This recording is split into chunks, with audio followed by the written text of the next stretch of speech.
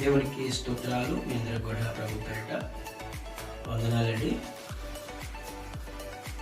ప్రత్యేకంగా మరొకసారి ఈ సమయాన్ని మీ ఎదుగు రావడానికి దేవుడు నాకు ఇచ్చిన సమయాన్ని బట్టి దేవుడికి ఎంతగానో కృతజ్ఞతాస్తుతులు చెల్లిస్తూ ఉన్నా. దేవుడికి స్తోత్రం చేద్దామా? హల్లెలూయా, హల్లెలూయా. పరిశుద్ధ లేఖన భాగంలో మొదటి దినవృత్తాంతాల గ్రంథం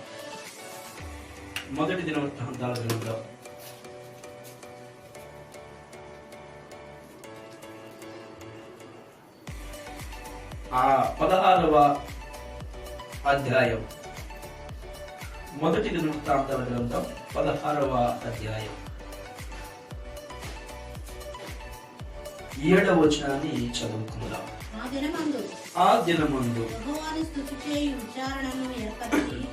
యెహోవాను స్తుతి చేయు విచారణను ఏర్పరచి దావీదు ఆసాపు చేతికి వాని బంధువుల చేతికి దానిని అప్పగించెను. చాలు ప్రియ సహోదరి సహోదరుడా, దయచేసి గమనించండి. మరి మీ ముందుకు వస్తున్నప్పుడు మీరు ఆలోచన చేయొచ్చు, ఏంటి కొంచెం దగ్గుతున్నాడు కొనుక్కున్నాడు అంటే దాని గురించి మీరు ఏమాత్రం కూడా ఆలోచన చేయనక్కర్లేదు. పరిశుద్ధ లేఖన భాగంలో చదవబడినటువంటి లేఖన భాగం మొదటి దినవృత్తాంతాల గ్రంథం 16వ అధ్యాయం 7వ వచనములో రాయబడిన మాట ఏం రాయబడింది అన్నది యోచన చేస్తే, దావీదు ఆసాపు చేతికి మరియు అతని బంధువుల చేతికి పని అప్పచెప్పాడు. ఏమని చెప్పాడండి? పని అప్పగించెను. ప్రియ సహోదరి సహోదరుడు వీక్షిస్తున్నది గ్రహించాలి. నీ చేతికి ఏ పని అప్పచెప్పబడింది? ఈరోజు మీకు ఒక ప్రశ్న. నీ కుటుంబంలో, నీ పనిలో, నీ పట్టణంలో, నీ స్నేహితుల మధ్య, నీ బంధువుల మధ్య నీకు ఏ పని అప్పచెప్పబడింది గ్రహిస్తున్నావా? దావీదు తన పనిని ఆసాపు చేతికి అప్పచెప్పాడు. దేవునికి స్తోత్రం చెప్పు. హల్లెలూయా. ఆసాపు చేతికి దావీదు ఏ పని అప్పచెప్పాడు? ఏ పని అప్పచెప్పాడు? నీ చేతికి పని అప్పచెప్పబడినప్పుడు ఆ పనిని నువ్వు సక్రమంగా నిర్వర్తిస్తున్నావా లేదా? ఒకసారి నీకు నీవే ప్రశ్న వేసుకోమని ప్రభు పేరిట మనం చేస్తున్నాం. నువ్వు పని చేస్తున్నప్పుడు నేను ఈ పనికి ఈ రోజు న్యాయం చేశాను అని నీవు ఎప్పుడైనా సరే అనుకోగలుగుతున్నావా? ప్రభువునందు ప్రియ సహోదరి సహోదరుడా, నువ్వే పని చేస్తున్నా ఆ పనిలో నేను ఈ పనికి తగ్గ న్యాయం చేస్తున్నాను నీ యజమానికి అని చెప్పి యోచన చేయగలుగుతున్నావా లేదా? అంటే ఆ పనిని సంపూర్తి చేయాలి. ఆ పనిలో బద్ధకం ఏమాత్రం ఉండకూడదు. ఆ పని చెప్పింది చెయ్యాలి. ఆ పని ఏంటో నువ్వు ఎరిగి ఉండాలి. అందుకని దావీదు తన పనిని ఎవరి చేతికి అప్పచెప్పాడంటే ఆసాపుకుని, ఆసాపు యొక్క బంధువుల చేతికి అప్పచెప్పాడు. What is that work? ఏంటి ఆ పని? ఏంటి ఆ పని? దావీదు ఒక్కడే పని చేసేవాడు. ఎక్కడ చేసేవాడు? ఏం చేసేవాడు అనంటే, దావీదు ఏం పని చేసేవాడు గ్రహించాలి. దావీదు ఏ పని చేసేవాడు? ఏం పని చేస్తుండేవాడు? ఎలాంటి పని చేస్తుండేవాడు? పని చేయడం గల కారణం ఏంటి అని అంటే ఇక్కడ జ్ఞాపకం చేసుకుందాం. He was a great king. ఎవరైనా గొప్ప రాజు అయి ఉన్నాడు. దావీదు రాజుగా ఉన్నాడు. రాజుగా ఉన్న దావీదు పని చేస్తూ ఉన్నాడు. ఏంటి ఆ పని? యోచన చేద్దాం. ఏంటి ఆ పని అని అంటే, దావీదు ఇందాక మనం చదువుకున్నాం 132వ కీర్తనలో మనం ధ్యానం చేసినటువంటి విధానంలో చూస్తే ఆ మాటలో ఏం జరుగుతున్నది అని అంటే, దేవుని యొక్క నామాన్ని గణపరచడానికి, దేవుని యొక్క సన్నిధానంలోనికి వెళ్ళటానికి, దేవునితో సహవాసం చేయటానికి తనకు తాను ఒక పనిని కల్పించుకున్నాడు. దేవుడికి స్తోత్రం చెప్పు, హల్లెలూయా. ఏంటని యోచన చేస్తే ఆ 17వ అధ్యాయంలో 1వ వచనం అంటాడు కదా, దావీదు తన కొరకు దావీదు పురమందు ఇల్లు కట్టించెను, దేవుని మందసమునకును. ఇప్పుడు ఏం ఏర్పాటు చేశాడు? ఎవరి కొరకు? దేవుని కొరకు ఒక పనిని కల్పించుకున్నాడు. దేవుడు అనేవాడు ఉన్నాడు రా. దేవుడు నన్ను ఎన్నుకున్నాడు, దేవుడు నన్ను పిలుచుకున్నాడు, దేవుడు నా మీద నమ్మకత్వాన్ని కలిగి తన పనిని నాకు అప్పగించాడు. ఈ అప్పగించబడిన పనిని నేను ఏం చేయాలంటే బాధ్యత కలిగి నిర్వర్తించాలి అని యోచన చేసి, దేవుడా నువ్వు ఎక్కడ ఉండటం కాదయ్యా, నీకంటూ నేను ఒక స్థలాన్ని సిద్ధపాటు చేస్తున్నా, నీకంటూ నేను ఒక మందసాన్ని కడుతున్నా, నేను నిన్ను ఇగో మా ప్రాంత ప్రజలైన వారికి తెలియపరిచేటట్టుగా నిన్ను ఊరేగిస్తానయ్యా మందస్థం ద్వారా యోచన చేశాడో. చేసి దావీదు ఏం చేస్తున్నాడు అంటే దేవుని కొరకు ఏం చేస్తున్నాడు? ఒక స్థలాన్ని సిద్ధపరిచాడు. సిద్ధపరచడమే కాదు గాని దాని మీద ఏం చేశాడు? ఒక టెంట్ వేశాడు, ఒక గుడారాన్ని వేశాడు.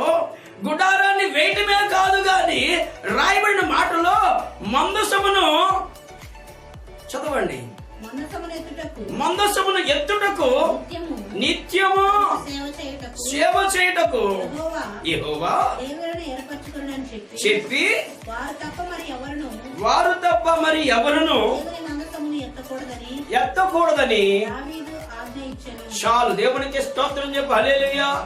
ఇప్పుడు preference the first of all దావీదు ఎవరికి ప్రాధాన్యత ఇచ్చాడంటే తండ్రి అయిన దేవునికి ప్రాధాన్యత ఇచ్చాడు. దేవునికి ప్రాధాన్యత ఇచ్చినట్టు దావీదు దేవుడు కొలువై ఉండటానికి, దావీదుతో దేవుడు సహవాసం చేయటానికి, దేవుడు దావీదుతో సహవాసం చేయటానికి దావీదు యోచన చేసి, ఓ మై ఫ్రెండ్, నేను నీకు ఒక స్థలాన్ని సిద్ధపాటు చేస్తా, ఆ స్థలంలో గుడారం వేస్తా, ఆ గుడారంలో నువ్వు ఏం చేయాలంటే కొలువై ఉండాలి లేదా అక్కడ ఉండాలి అని అన్నాడు.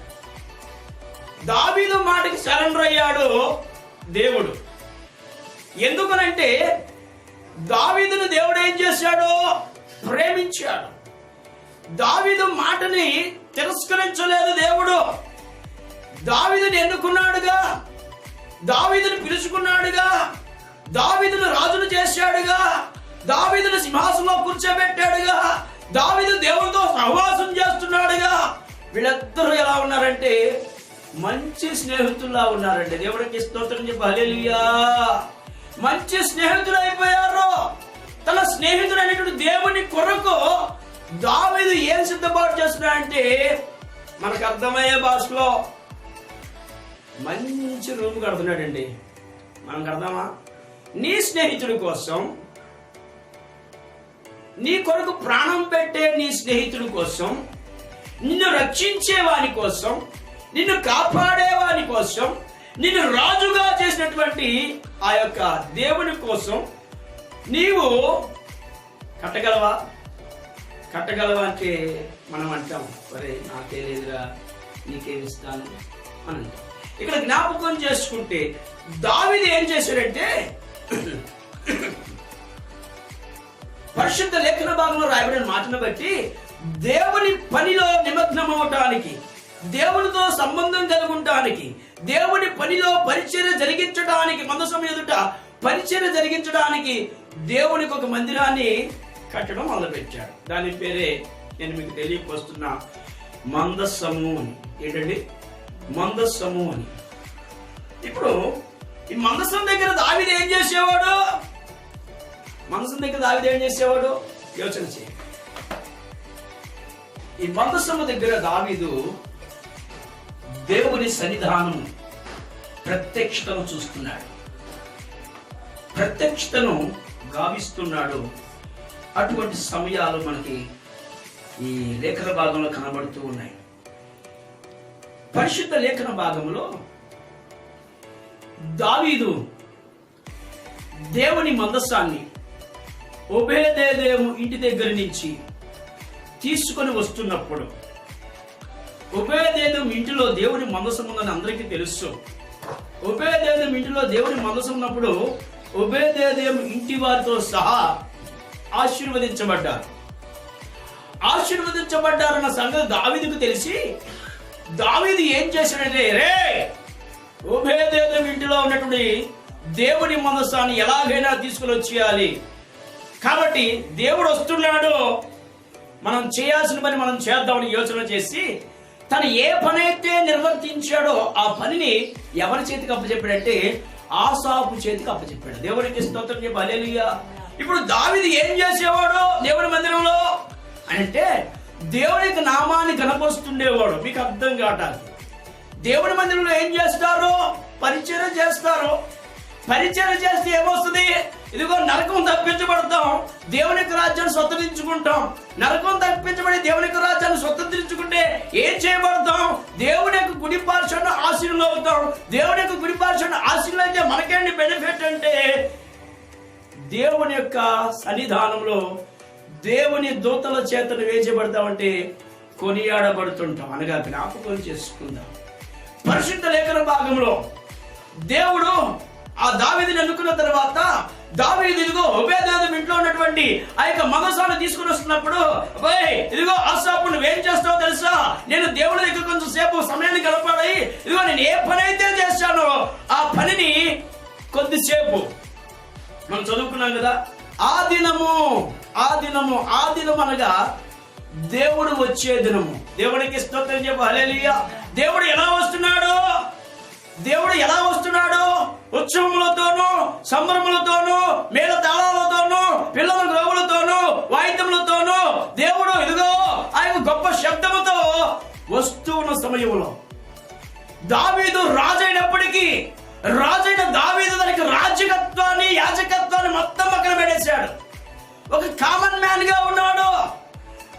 నేను రాజులని ఏమాత్రమే ఆలోచన చేయలేదు. నేను రాజును కదా, ఇదిగో నేను రాజుగా ఉండాలి అని యోచన చేయలేదు.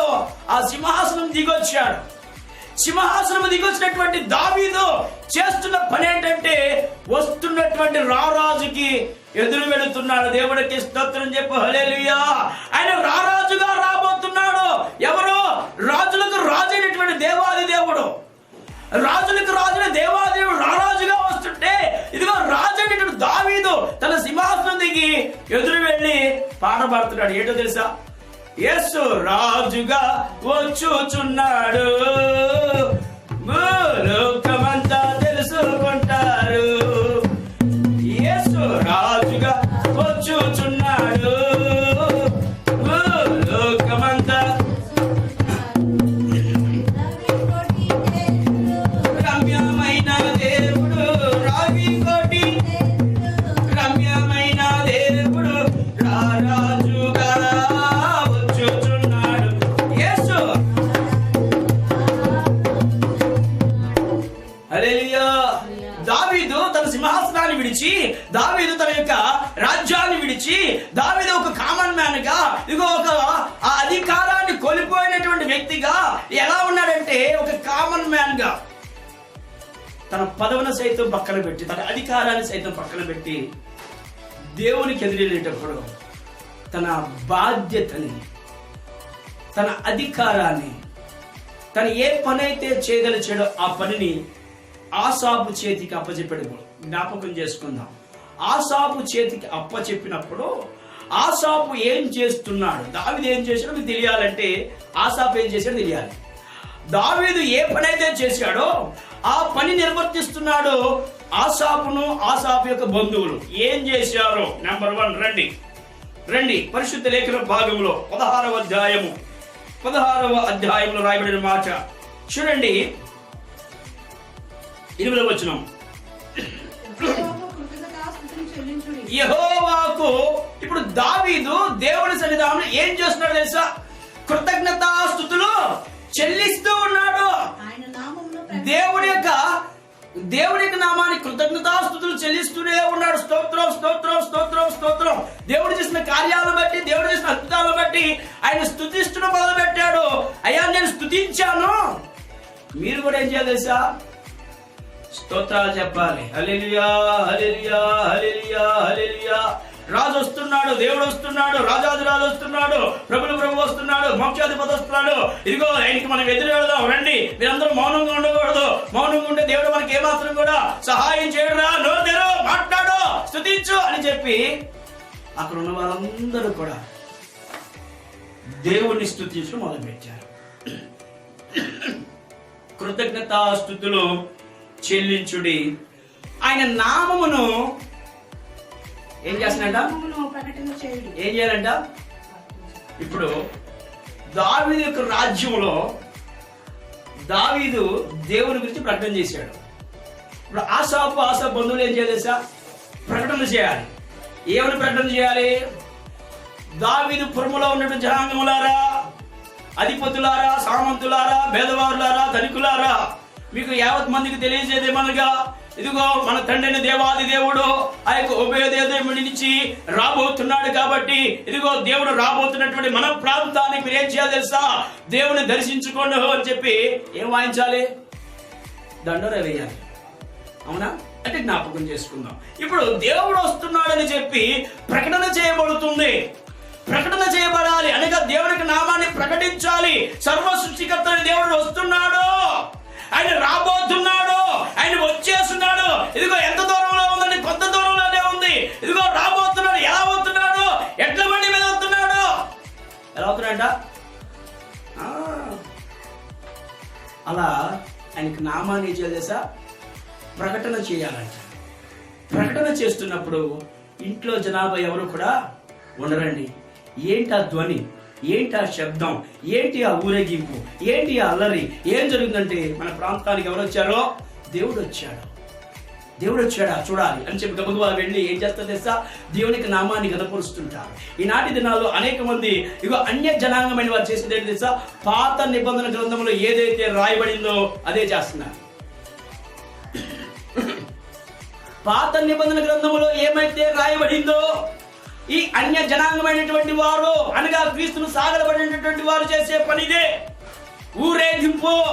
దేవుడు వస్తున్నాడని గ్రహించి ఆ ఊరేగింపులో పాల్గొని దేవుడి యొక్క నామాన్ని గణపరుస్తున్నాడు. దేవుడు ఇప్పుడు ఎక్కడికి వెళుతున్నాడు అంటే ఓబేదేదోము ఇంటి నుంచి బయలుదేరాడు.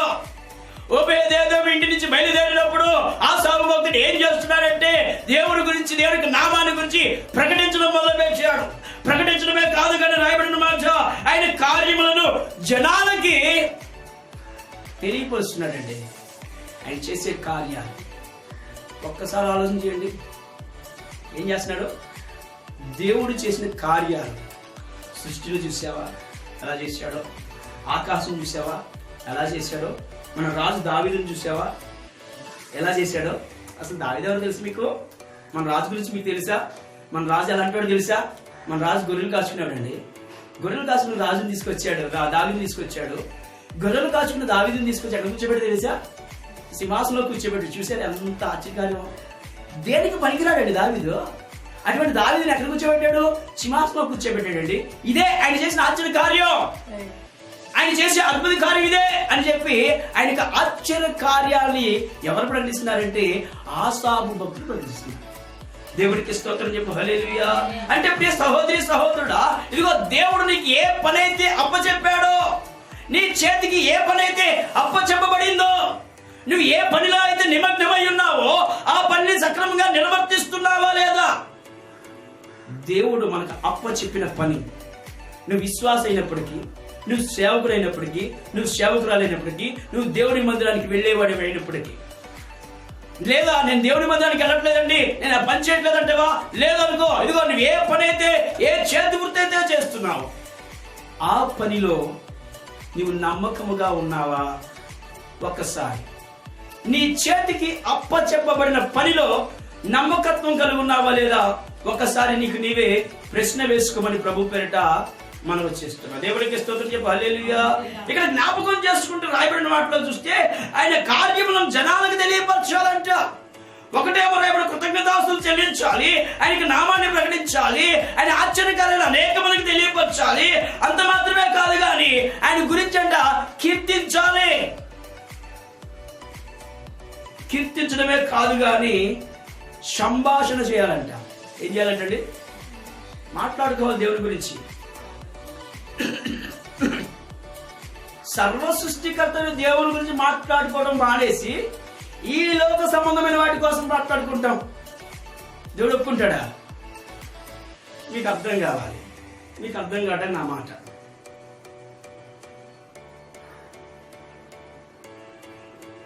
భర్త ఇంట్లో ఉండగా బయట మగవాడిని పొగిడితే ఎలా ఉంటుంది? ఎలా ఉంటుంది? మన భర్త ఇంట్లో ఉండగా బయట వెళ్ళే పురుషుడిని అబ్బా భలే ఉన్నాడు, ఇలాంటి వాడిని చేసుకుంటే బాగున్నాడంటే ఇంట్లో ఉన్న భర్తకి ఏమవుతుందో తెలుసా? కోపం వస్తే మూలం ఉన్న దుడ్డు కర తెస్తాడు. కానీ ఇక్కడ జ్ఞాపకం ఎందుకు ఈ మాట అంటున్నానంటే, అసలు భర్త, మన భర్త సృష్టికర్త ఎవరో తెలుసా? ఎవరో? తండ్రి అయినా దేవుడి కుమారుడు. దేవుడికి స్తోత్రం చెప్పు. హల్లెలూయా. ఆయన ఎలా రాబోతున్నాడు? పెళ్లి కుమారుడు వలె రాబోతున్నాడు. పెళ్లి కుమారుడు వలె రాబోతున్నటువంటి ఆయనకి నువ్వు ఎలా వెళ్ళాలంటే పెళ్లి కుమారుడు వలె వెళ్ళాలి, పెళ్లి కుమార్తె వలె వెళ్ళాలి. ఆయన కుమారుడుగా రాబోతున్నాడు, పెళ్లి కుమారుడుగా, పెళ్లి కుమార్తెగా మనం ఆయనకి ఎదురు వెళ్ళాలి. వినాలి వినాలి వినాలి. ఆయన ఎలా రాబోతున్నాడు? పెళ్లి కుమారుడుగా రాబోతున్నాడు. సంఘము వధువు సంఘం అనగా పెళ్లి కుమార్తె సంఘం. ఈ సంఘముగా ఎత్తబడాలంటే మనకి ఏం చేయాలో తెలియపరచమాట. ఆశాభక్తుడికి చెప్పిన పని అదే. ఆయన వస్తున్నాడు, నువ్వు చేసిన పని పంచి ఏం చేయాలి అని అంటే ఇక్కడ తెలియపరిచాడు. ఆయన అద్భుత క్రియలను గురించి సంభాషించండి. ఏంటి అద్భుత కార్యాలు? ఆశ్చర్య కార్యాలు ఏంటి? సూచక్రియలు ఏంటి అని అంటే అద్భుతం ఏంటి? అద్భుతం అంటే ఎర్ర సముద్రాన్ని 2 పాయలు చేశాడు. అమ్మో, ఎర్ర సముద్రాన్ని 2 పాయలు చేశాడా?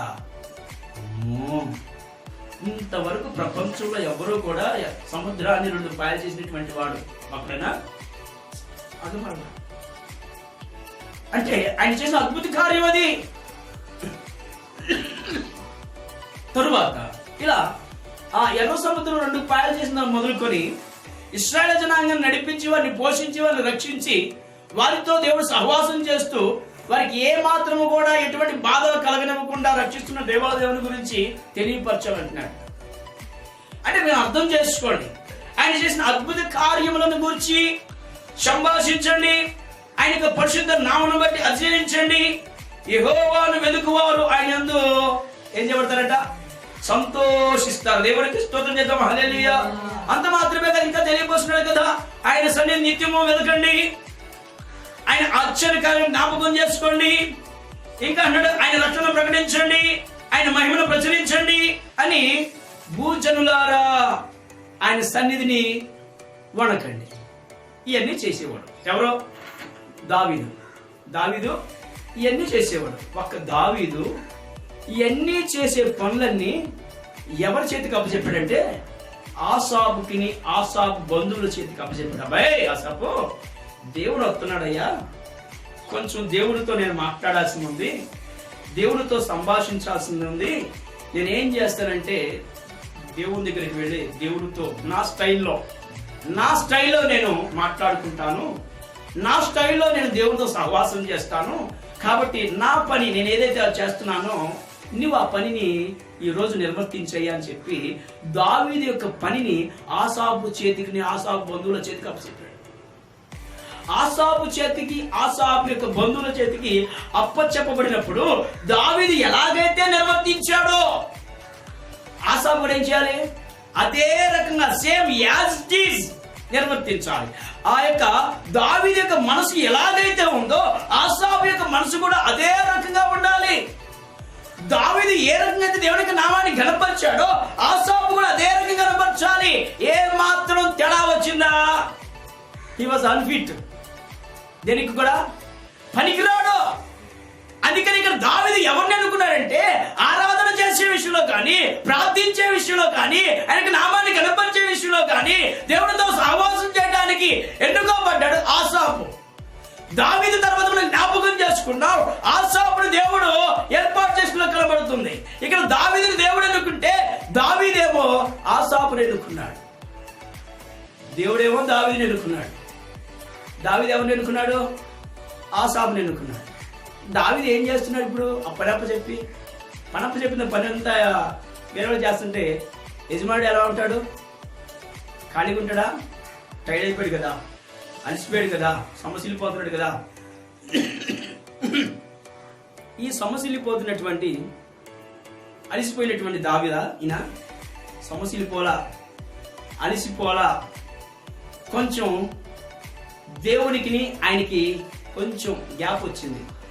ఆ గ్యాప్ని ఫుల్ఫిల్ చేసుకోవడానికి దావీదు ఏం చేస్తున్నాడంటే చూడండి, ఆ యొక్క 15వ అధ్యాయంలో 27వ వచనం.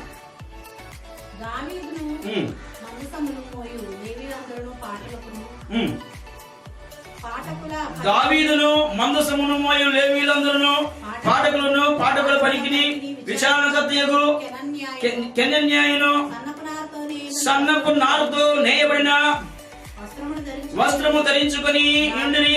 దావీదును సన్నపు నారుతో నేయబడినటువంటి ఏఫోదులు ధరించి ఉండెను.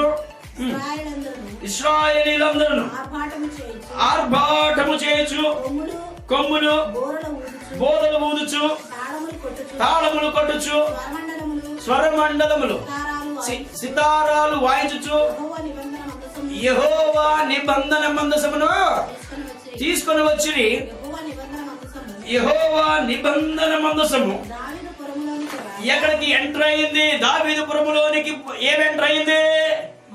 మీకు అర్థం కావాలి. ఇప్పుడు మీకు అర్థం కావాలి. దేవుడి మందసం విజయవాడ పట్టణంలో ఉంది అనుకుందాం. దేవుని యొక్క మందసము విజయవాడలో ఉంది అనుకుందాం. విజయవాడలో ఉన్న మందసాన్ని లేదా దేవుణ్ణి ఎక్కడికి తీసుకురావాలి? ఈ ప్రాంతాలకు తీసుకురావాలి. విజయవాడ నుంచి మేళతాళాలతోనూ, పిల్లలతోనూ, సంబరములతోనూ, ఉత్సవములతోనూ తండోపతండలుగా అనేక మంది దేవుని తీసుకుని వస్తున్నారు. దేవుని పిల్లలైన వారు ఆ యొక్క వాటిని తీసుకుని వస్తున్నప్పుడు ఎక్కడికి ఎంటర్ అయిందంటే ఇదిగో మన యొక్క ప్రాంతం తెనాలి, ఈ ముత్తుశెట్టిపాలెంలో ఎంట్రన్స్ మన సందు చివర ఎంటర్ అయింది. ఇప్పుడు దావీదు సింహాసనాన్ని విడిచిపెట్టేశాడు. దేవుడి యొక్క మందసం వచ్చేస్తుందని తెలిసినప్పుడు ఏ పని అయితే ఉందో ఆ పనంతా ఆసాపు చేతికి అప్పచెప్పేశాడు. ఆసాపు చేతికి అప్పచెప్పేసి దావీదు ఏం చేసి గబగబ ఎక్కడికి వెళ్ళాడు తెలుసా? దేవుని మందసానికి ఎదురెళ్ళాడు. ఎలా వెళ్ళాడు తెలుసా? చూడండి, అక్కడ రాయబడిన మాట. దావీదు పురములోనికి రాగా సౌలు కుమార్తె అయిన మీకాలు కిటికీలో నుండి చూచి, రాజైన దావీదు దేవునికి స్తోత్రం చెప్పు, హల్లెలూయా. ఇప్పుడు వస్తున్నటువంటి ఇదిగో సంతోషంగా ఉన్నటువంటి దావీదు పురము దగ్గరికి వచ్చేసినటువంటి మందసము దగ్గరికి దావీదు తనకి రాజ పదవిని పక్కన పెట్టి ఏం చేస్తున్నాడు తెలుసా? ఏం చేస్తున్నాడు? నాట్యమాడుతున్నాడు, డాన్స్ చేస్తున్నాడు. వాయించడం కలుగని ఇక్కడ జ్ఞాపకం చేసుకుందాం. ఈ యొక్క దావీదు యొక్క భార్య ఏం చేస్తుంది మనకు కనబడుతుంది. దావీదు దేవుడి మందసానికి ఎదురెళ్ళిపోయాడు. మీకు అర్థం కావాలి. దావీదు దేవుని యొక్క మందిరంలో ఏ రోజు నాట్యం చేశాడా? బైబిల్ గ్రంథంలో ఎక్కడన్నా ఉందంటే లేదు. ఎక్కడా లేదు. దేవుని మందసము తీసుకొచ్చేటప్పుడు తప్ప, అది కూడా 1 లేదా 2 సార్లు. దేవుని మందసము దావీదుపురంలోనికి ఎంటర్ అయినప్పుడు దావీదు ఒక కామన్ మ్యాన్ గా డ్యాన్స్ చేయడం, నాట్యం ఆడుతున్నాడు. ఈ రోజుల్లో దేవుని మందసము దేవుని ఎదుట నాట్యం ఆడాలంటే, ఎవడు వింటున్నారా? నాట్యం ఆడాలంటే లోపల ఒక చుక్క వెళ్ళాలి. ఏంటి? ఏమెళ్ళాలి? లోపలకు ఒక చుక్క వెళ్ళాలి. ఆ చుక్క వెళ్ళి వీడిని పైకి తేలిస్తా ఉంటే, తేల్చేస్తుంటే, కాళ్ళు తప్పడుగులు పడతా ఉంటే, కింద మీద పడి బొర్లాడుతూ ఉంటే అది నాట్యం అనుకుంటారు. అది కాదు నాట్యం. దావీదు చేస్తున్నటువంటి నాట్యం ఇదిగో రాయబడిన మాట. దేవుని మందసం ఎదుట తనకు తాను మర్చిపోయాడు, ఆత్మతో ఆరాధిస్తున్నాడు, సత్యదేవుని ఆరాధిస్తున్నాడు, గంతులు వేస్తున్నాడు, నాట్యం చేయడం మొదలు పెట్టాడు. ఏం చేయడం మొదలు పెట్టాడు? నాట్యము చేయడం మొదలు పెట్టాడు. ఇదిగో దేవుడు చెప్పలేదు, అబ్బాయి నేను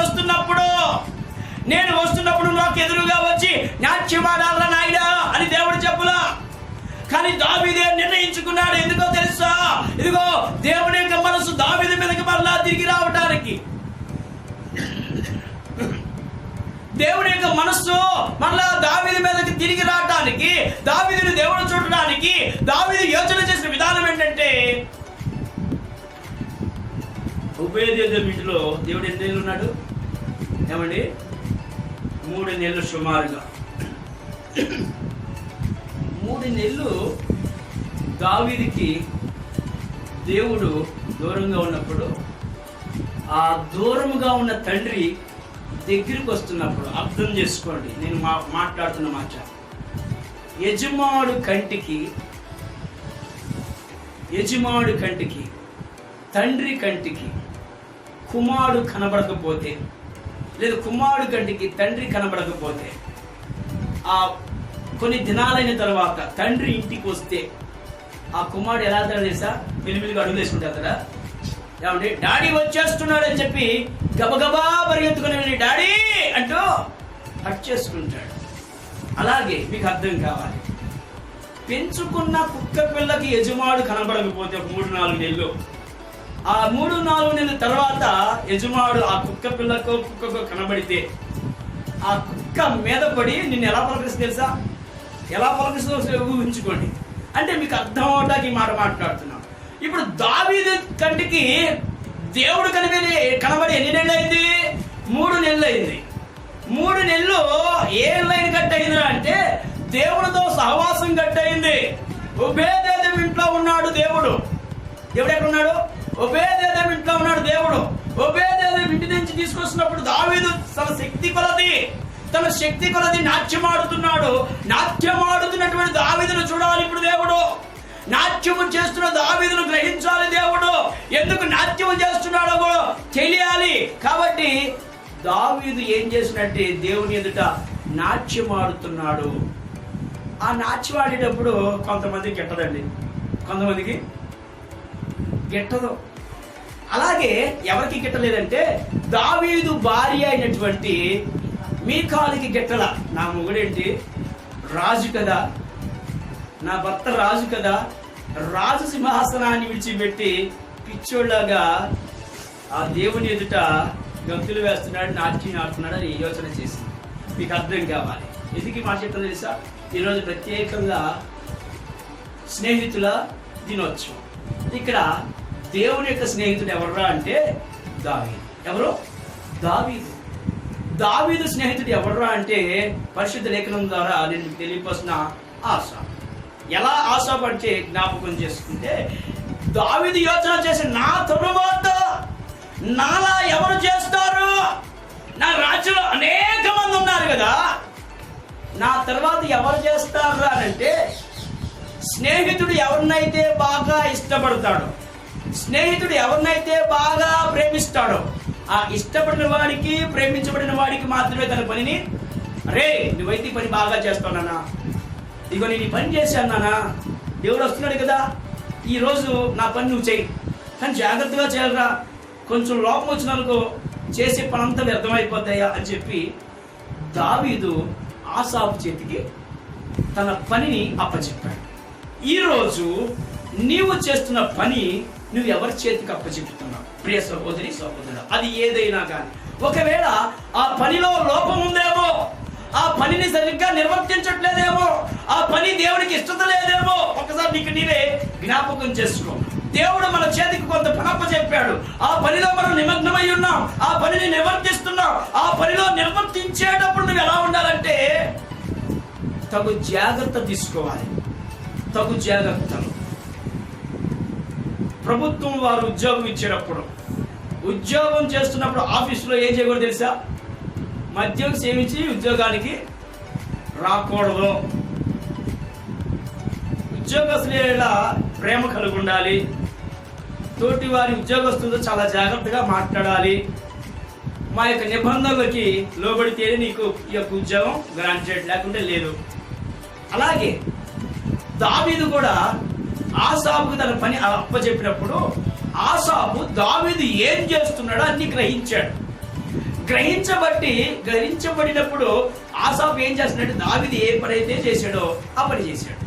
ఇప్పుడు అప్పచెప్పబడిన పనిలో నిర్వర్తిస్తున్నాడు, బాధ్యత వహిస్తున్నాడు ఆసాపు బంధువులు. మీకు అర్థం కావాలి. పరిశుద్ధ లేఖన భాగంలో తండ్రి అయిన దేవుడి కుమారుడుగా ఉన్నట్టు ప్రభువు యేసుక్రీస్తు వారు కూడా తన పిల్లలైన వారికి కొంత పని అప్పచెప్పాడు. ఏంటి ఆ పని అనంటే సువార్తను వెదజల్లేటటువంటి పని, సువార్తను బోధించేటటువంటి పని, దేవుని వాక్యాన్ని అందించేటటువంటి పని. ఆ పనిలో ఎంతమంది చాలా జాగ్రత్తగా పనికి తగ్గట్టు నీ యొక్క ఆలోచన ఉంది, ఆ పనిలో నిర్వర్తిస్తున్నావు, దేవుడి అప్పచెప్పిన పనిలో ఎంతవరకు బాలిభాగస్తులైనా జ్ఞాపకం చేసుకోండి. ఇక్కడ దావీదు ఆసాపు చేతికి పని అప్పచెప్పాడు, దేవుడు దావీదు చేతికి పని అప్పచెప్పాడు. దేవుడు దావీదుని స్నేహితుడిగా ఎంచుకుంటే దావీదు ఆసాపుని స్నేహితుడిగా ఎంచుకున్నాడు. అంటే జ్ఞాపకం చేసుకుందాం, స్నేహితుడు అనేవాడు ఎలా ఉండాలంటే నిన్ను ప్రేమించేవాడిగా ఉండాలి. తన పని నీ పనిగా ఎన్నుకొని నీ పనిలో నిమగ్నమై ఆ పనిని కూడా సైతం చేసేటటువంటి యోగ్యత కలిగిన వాడిగా ఉండాలి. కాబట్టి ఈ యొక్క మధ్యాహ్నం వేళ లేదా ఈ సమయంలో గ్రహిస్తున్నటువంటి, చూస్తున్నటువంటి, వింటున్నటువంటి ప్రియ సహోదరి సహోదరుడా, ఈ లైవ్ లో ఉన్న నీవు గ్రహించాలి, నువ్వు ఎవరైనప్పటికీ నీ పని నువ్వు సక్రమంగా నిర్వర్తిస్తున్నావా? నీ చేతికి ఏ పని అయితే అప్పచెప్పబడిందో ఆ పనిలో నువ్వు సక్రమంగా ఉన్నావా? ఒక్కసారి జ్ఞాపకం చేసుకోమని ప్రభు పేరిట తన దాసుడిగా మనం చేస్తున్నాం.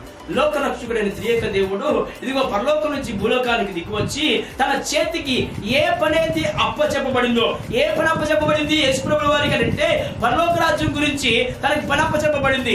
ఏంటి పరలోక రాజ్యం గురించి ఏ పని అప్పచెప్పబడింది అంటే పరలోక రాజ్యంలో దేవుడు అనేవాడు ఉన్నాడు, ఆ దేవుడి గురించి భూలోకంలో అనేక మంది తెలుసుకోవాలి, అందరూ మారు మనసు పొందాలి, పాపక్షమాపణ బాప్తిజం తీసుకోవాలి, అనేక మంది దేవుడి యొక్క సింహాసనం మీద ఆశీనులు అవ్వాలని దేవుడు తన కుమారుడు పంపించి తన కుమారుడికి చెప్పాడు, వెళ్ళి అనేక మంది నా శిష్యులుగాను చేయని చెప్పినప్పుడు ప్రభువు యేసుక్రీస్తు వారు వచ్చి పరలోకం నుంచి భూలోకాన్ని దిగి వచ్చి 12 మంది శిష్యులను తయారు చేశాడు. ఈ 12 మంది శిష్యులు కొంతమంది శిష్యులను తయారు చేశారు, ఆ శిష్యులు ఇంకొంతమంది శిష్యులను తయారు చేశారు. అలా ప్రపంచవ్యాప్తంగా అనేక మంది శిష్యులుగా ఆయనకున్నారు, అనేక మంది స్నేహితులుగా ఆయనకున్నారు, అనేక మంది విశ్వాసులుగా ఆయనకున్నారు. దేవుడు ఏ పని అయితే యేసుప్రభువు వారికి అప్పచెప్పారో అదే పని ఇప్పుడు నీ మీద, నా మీద, మన మీద, మనందరి మీద పెట్టబడిందని ప్రభు పెడతల దాసులుగా మనవి చేస్తూ ఉన్న దేవుడికి స్తోత్రం చెప్పు హల్లెలూయా. ఈ పనిలో యేసు ప్రభు వారు ఎంత నమ్మకంగా ఉన్నారో మనము కూడా ఆయన పనిలో అంతే నమ్మకముగా ఉండాలని ప్రభు పేరిట తన దాసునిగా మనవి చేస్తున్న ప్రియ సహోదరి సహోదర. ఇంకొక మాట చెప్పి ముగిచ్చేస్తాను. పరిశుద్ధ లేఖన భాగంలో మోషే తరువాత తండ్రి అయిన దేవుడు మోషే పనిని ఎవరికి అప్పచెప్పమన్నాడు తెలుసా? యెహోషువకు అప్పచెప్పమన్నాడు. యెహోషువకు అప్పచెప్పబడినప్పుడు యెహోషువ నాయకత్వం వహిస్తున్నాడు. యెహోషువ మోషే వెనకాల ఉండి మోషే ఏ పని చేస్తున్నాడు, మోషే ఎలా ఆరాధిస్తున్నాడు, మోషే ఎలా దేవునితో మాట్లాడుతున్నాడు, మోషే ఎలా దేవునికి నమస్కరిస్తున్నాడు, మోషే ఎలాగా దేవుని పాదాల చెంత చేరి అబ్బా తండ్రిని మొరపెడుతున్నాడు, చాలా జాగ్రత్తగా పరిశీలన చేస్తున్నాడు యెహోషువ.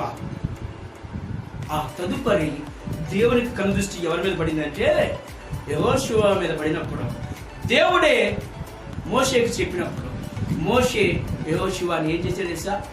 అభిషేకించడం మొదలుపెట్టాడు. దేవునికి స్తోత్రం చెప్పు. హల్లెలూయా. మోషే తర్వాత మోషే యొక్క పనిలో నిమగ్నమైన వాడు ఎవరన్నా ఉన్నారంటే యెహోషువనే. అంటే అప్ప చెప్పబడిన పని నిర్వర్తించడానికి సమర్థుడు యెహోషువ. అప్ప చెప్పబడిన పనిని నిర్వర్తించడానికి సమర్థుడు ఆసాపు. అప్ప చెప్పబడిన పనిని నిర్వర్తించడానికి సమర్థుడు, చేయటానికి సమర్థుడు మన ప్రభువైన యేసు క్రీస్తు. దేవునికి స్తోత్రం చెప్పు. హల్లెలూయా. కాబట్టి ఈ సమయాన్ని వీటిని నీవు గ్రహించాలి. దేవుడు మనకు అప్పచెప్పబడిన పని సక్రమంగా నిర్వర్తిస్తున్నావా లేదా? దేవుడు నీ చేతికి ఏ పని అయితే అప్పచెప్పాలనుకున్నావో ఆ అప్పచెప్పాలంటే పనిని చేయాలంటే దేవుడికి నీవు స్నేహితుడిగా ఉండాలి. దేవుడికి స్తోత్రం చెప్పు. హల్లెలూయా.